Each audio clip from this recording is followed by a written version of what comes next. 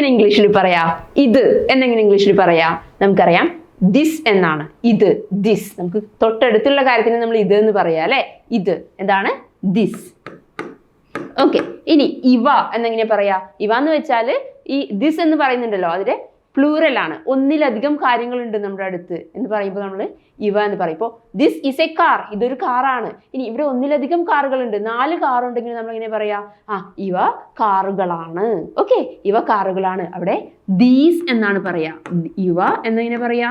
These. Okay, അപ്പോൾ this is A car, these are cars. Okay, ഇനി അത് എന്നെങ്ങനെ പറയാ? നമുക്കറിയാം, നമുക്ക് ടച്ച് ചെയ്യാൻ പറ്റുന്നില്ല അല്ലെങ്കിൽ കുറച്ച് ദൂരെ ആണെങ്കിൽ നമ്മൾ ഇതെന്ന് പറയില്ല, അത് എന്ന് പറയാ അല്ലെ. അതൊരു കാറാണ് എന്നെങ്ങനെ പറയാ? അവിടെ ദാറ്റ് എന്നാണ് പറയാ. ദാറ്റ്. ഓക്കെ, അത് ദാറ്റ് ഈസ് എ കാർ, അതൊരു കാറാണ്. ഇനി അവ എന്നെങ്ങനെ ഇംഗ്ലീഷിൽ പറയും? അവ, അതായത് ദാറ്റ് എന്ന് പറയുന്നുണ്ടല്ലോ, അവിടെ ഒന്നിലധികം കാര്യങ്ങളുണ്ട്, ഒന്നിലധികം ഒബ്ജക്ട്സ് ഉണ്ടെങ്കിൽ നമ്മൾ അവിടെ എന്ത് പറയും? ധോസ് എന്നാണ് പറയാ. എന്താണ്? ധോസ്. ദോസ്. ഇനി ഇവിടെ എന്നെങ്ങനെ ഇംഗ്ലീഷിൽ പറയാ?